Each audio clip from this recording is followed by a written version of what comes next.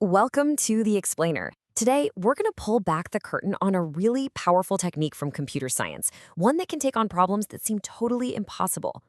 So, have you ever faced a problem that was just so massive, so tangled up, that you had no idea where to even start? Well, in the world of algorithms, that's not just a fairy tale. It's a super common challenge. But what if I told you there was a secret, kind of like a magic spell, to unravel it all? Well, it turns out there is, and it's called divide and conquer. It's this brilliant design strategy that breaks down those overwhelming challenges into pieces we can actually handle. Okay, let's dive into the 3 magical steps. The whole strategy works in 3, surprisingly simple steps. First, you divide. You take that big problem and you just break it into smaller, bite-sized versions of the same problem. Then, you conquer those smaller problems. And finally, you combine all those little solutions back together to solve the original monster. And the source material really hits the nail on the head here. The core idea is simple: split, sort, and merge. But, seeing is believing, right? Let's see this magic in action. All right, so we're going to explore one of the most classic examples of this technique. It's an algorithm called merge sort, and it's got this wonderfully efficient worst-case complexity. Now, don't get hung up on the jargon. All that really means is that it stays incredibly fast and reliable, even when the problem gets way, way bigger. Okay, let's imagine these numbers are a group of lost, totally disorganized forest spirits. Our mission, should we choose to accept it, is to get them all lined up in order.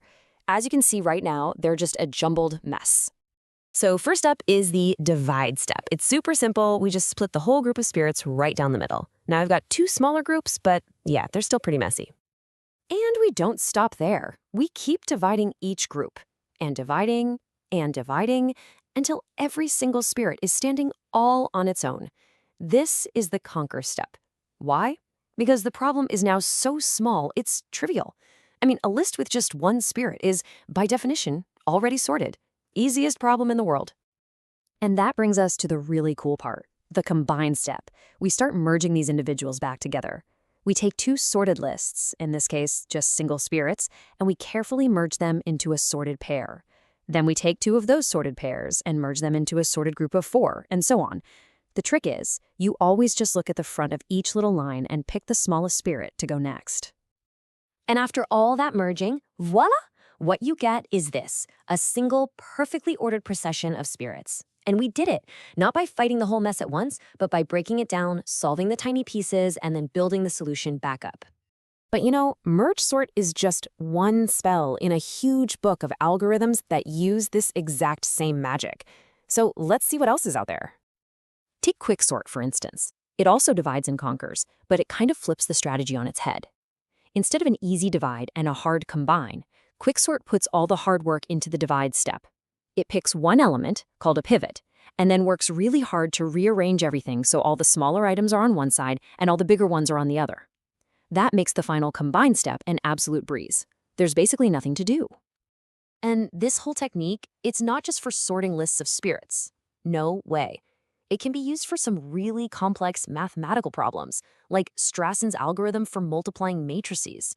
I mean, the standard way is just brute force, but Strassen's, it breaks the matrices into smaller pieces and then cleverly puts them back together using fewer multiplications. It's a game changer.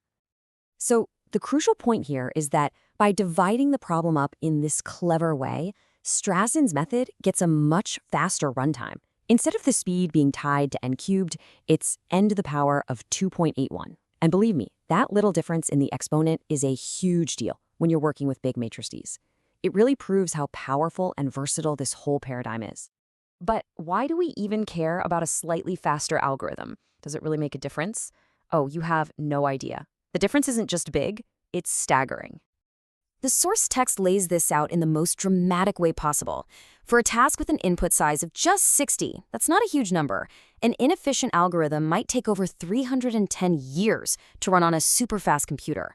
A divide and conquer algorithm, it can be done in literally the blink of an eye. We're talking milliseconds. Yeah, that's the real-world impact.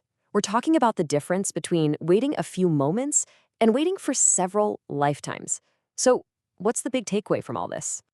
Look, this method teaches us something really profound. The smartest way to solve a giant, tangled-up problem isn't always to attack it head-on. It's often to break it down into pieces you already know how to solve, and then build your way back up.